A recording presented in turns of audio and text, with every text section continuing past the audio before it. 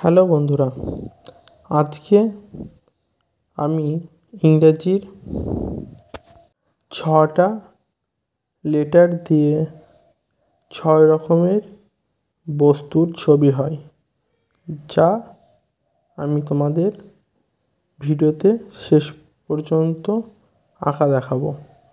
তোমরা আমার চ্যানেলটা যেন সবার কাছে শেয়ার করবে এবং ভিডিওগুলি প্রথম থেকে শেষ পর্যন্ত দেখবে। প্রথমে এ ফর অ্যাপেল, যা এক প্রকার ফল। উদ্ভিদ বিজ্ঞানের দিক থেকে আপেল প্রকৃত ফল নয়, আপেল রসালো পুষ্টিধারক, যা আমরা খেয়ে থাকি। পরবর্তী ছবি তোমরা দেখবে বি ফর বি।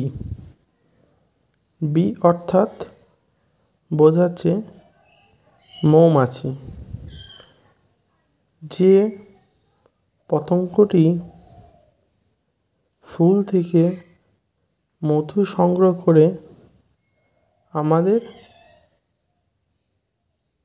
খাদ্য পুষ্টিমৌল পেয়ে থাকি, ও বিভিন্ন কৃষকরা যারা মধু চাষ করে অর্থাৎ মৌমাছি প্রতিপালন করে ও বন থেকে মধু সংগ্রহ করে, তারা তাদের জীবিকা নির্বাহ করে। সেই রকমই একটি মৌমাছি বা প্রজাপতির ন্যায় একটি পতঙ্গ আমার ছবিতে তোমরা দেখতে পাবে। বাচ্চাদের এই ছবি থেকে আঁকতে খুবই সহজ হবে ও তারা বুঝতে পারবে। সঙ্গে পরবর্তী ছবি তোমরা দেখতে পারবে সি ফর কার। কার বলতে এখানে একটি গাড়িকে বোঝানো হয়েছে। সামনে থেকে ওপর দিকটা কিছুটা উঁচু, একটি চলমান বস্তু বিশেষ, যা বাচ্চাদের সহজে একটি গাড়ি অঙ্কন করতে পারবে।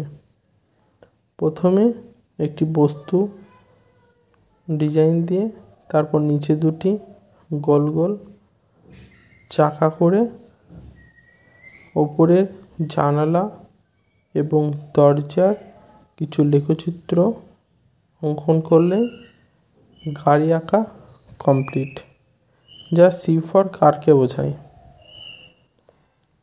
পরবর্তী তোমরা আমার ভিডিওতে দেখতে পাবে ডি, অর্থাৎ ডি ফর এখানে বোঝানো হয়েছে একটি ডাক বা হাঁস, মানুষের গৃহপালিত পাখি বিশেষ, যা আমাদের ডিম অর্থাৎ এগ দিতে সক্ষম, যা খাদ্য হিসেবে আমরা পেয়ে থাকি।